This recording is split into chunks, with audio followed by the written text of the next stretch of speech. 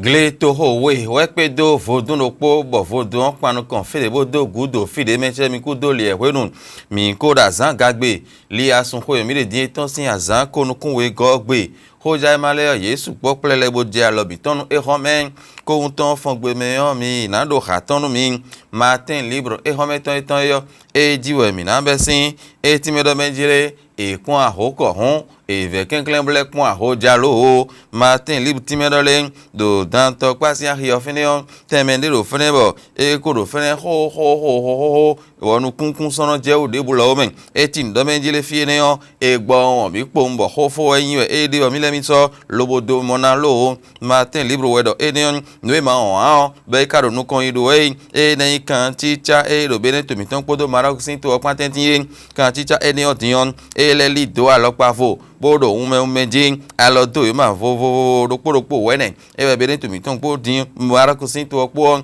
ye da lo me bona si huno husu lo da lo bo wa no matin libre do e ne o me chilemi ni natnole Nations Unies sin gonda ho e ne o me dion da mi e mama eyo eso we gboji no to da ho do Nations Unies body sin o ye kan me finen matin libre do ho e ne o minat no to majele do bene to mi to enfio ne kana wa nu gbon so do nu kan do hwe afo ogbango e jawe do me road e de din mo do majele mi na yin kanun BCP e ODD 3 po ODD 11 po ye yin kanu mo nkan ton do loko san matin li so do biro hwe ton jin minat no to majele ni ware tin bo enon blo bo filiti no yoro espace culturel le centre in ko fie je na me mentele min aya jess e mo do majele mi na si huya o azo wa podo vivu lepo besidin bonu eno lili eton ina se ko so da jo be na yin dagbe nu be ne to ro so e jawe ro fine matin libudo ho enion agade so ro ho ton jilo meje ali da hora ho de tin bono ro to ta le gbe dan bo e de o e no he bo podo ko vopo ali enele e ra gbon donu be ne to e de su ti tin gbe men akwese ho ten e yin uba o ri ton meteme e de kon matin libu so ro ho ton ji le matinal e we mina so din e ti me po no menjile chobonu ye me meho aijetan e don yoro senateur le do nko e na no yoro din le menjile mi ye senateur le e na mo ide do ahozangbe e jawe din mana block play do po ke nwe lo chobo gbegbe na so tijo azinpo ji o azangbe na sun matinal e do enion bokale ijija bo mo no menjile no yoro jije don din avo kanzun din fi de ai maja yo e fon bolo adaglo de juero su titengbe la yo ji don matin le matinal et do enion le telegram e we mina so din e ti me lo le nugbo ba ko arifari ba ko e ye dion e so enugbo bo e ra no gonda ho e ise dia o tomen desire aiwo e ye dion fe no pe no kuno ho ro ho do kon enion meyo e we e ra no menchire ta mi e mama e ye dion e we gboji no to do de da ho do onu sin gonomen le telegram e do ho enele bi hu do finen ye sénateur e na so jija yin do awliasun mi le din azan gba gogbe o ahozan gbe na ile ason si azan korun kun ne gogbe o e na to block play ropo we o mentelemi mi ro de segmo mi na sedu mi la guérite e hometon ti me po no menjele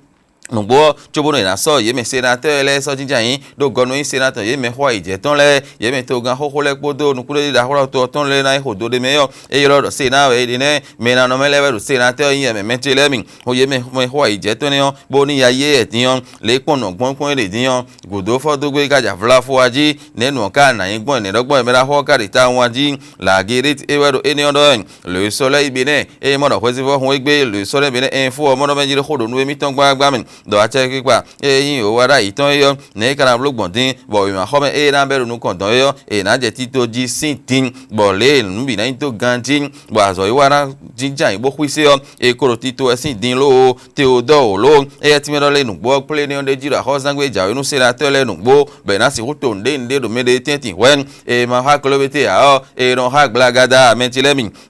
le soleil bene info e do ho enion do delta ewe mina so din etime po ndo menjele o se dia o sin to kule gbeta eniyan mediyan o akwe eyin eko o zanre diyan do se dia o meyan e na jezin zanjime eko o zanre ho me mina bi odun me ho ya fo oko atonu kun owe gogbe o e na je o eko zanjiro se dia o sin glagla melo o nyimeda hoja malewe do ho eniyan le chasseur info e yan gbe kaka lo mo ho me etime po ndo menjele nugbo do BPC ho ye ho ton sin ali nuon mitun me do nu kon ton ton gbon ede jigbe ton yan bo ise wo soro we ton jin etimele Laurent Ruit akombi ba nui eye wa ime nu kon ton do deji da horo se pe sin ali ndo khoye khoye to mi ton fie etimele do koroko dio khoye de jen ho si me lo bo era mo bi khoye de ji be me ti lemin Anselme Amonso eye iho do gbavinu kwenu gonde ji ro fodugbe mi dogu do aye etime pondo menjele fi Romia wada ito gambe to ton ehena era wazo de gbon be na pe yo me la ho do ha plele kaka so do me ti lemin le matin fon zande sou titengbe be mo do jele nu bo chobono ye me ho ije ton le yo na si ho so ejan si jan yon do ye me sénateur dan bloc ple nu bo do ho zangbe eja yo do bo matin de so ese do so do we ho ton di o me ti lemin la boussole e we mi na so din etime pondo menjele nu bo ma ho me ero na be ro nu kon don yo tata me ero na jijan bo je ti to ji be sin din nu ero na to lo be te so ro din ame ai gbe ji we de yo e wa yin CES o ne CES o din yo e na so pe tada ho yin CES don so jijan yin e ho me le pongbon ede yo e ti ndo bi o chane e we ro nu kon to CES o to na yin din bo na si hu di yo me ko do fren ho ra god ha gbagidi yo ko ra gbagidi le pongbon ede yo e na di bla immediate lo yin we do ame di bla we nu pondo nu we bo ho ja ma le do di do me ti lemi fraternité elo ahoropo enionji botime pondo menjele bi ochanio le pongbon ede ya ni bla no to CES sintanu de ji ogbagidi esu amunda enelebi huidiyan elo mo ina mo asin po pepepe ro kenro ogbonu emi na ime fraternité e pla mi itan etime no le fi pe bi hwe wa ton me viletin bo eyediyan e komo atin ke amasin glegle yo podo asitan gede kabe daga kande mo mentile mi vivu eniyan ne kagben bo eda atinken glegle ni o sin agban bo ahwe ngbe adio e ko ra ton gbon ganu bonun e ti gbon de mi se o mi je mi na le se rane libération le ho do mi se o mi do libéré do Benin podo Maroc pansi tenti dion mentile mi wada e podo boruta ko jinjan yin blebo to bo ni no do azo do nu kon yi me o e ni o de so libération se bo so ko ton le ye to nu mon ko to mi je mi de so sin ho yo me avoson si azanto nu konton ya a blood igbaja o ye me ya hwanzo ato te meten le kura for de bokoro nu kunlo me mentile mi bo nu bi dan do ikan jiro gbe ogbe ye me poron zo atole podo ye me degbo zo atole po ye koro ni on blo e ho ito ero ali eni onu lo ko je ti ayojin bo ipon le nu iwado yin gbon chuba azan pe na sulo o mentile mi l'autre vision e ti me pono ye nu bo le wada e podo Mohamed Sispo Maroc sin ahoso po nombu Benin po Maroc po me mentile mi nu ko inatin dandan wa ndo po bono ozo ni tindo ali gege nuo e ko blo nu mon ko ton bora iton ji mentile mi l'autre vision de ho enion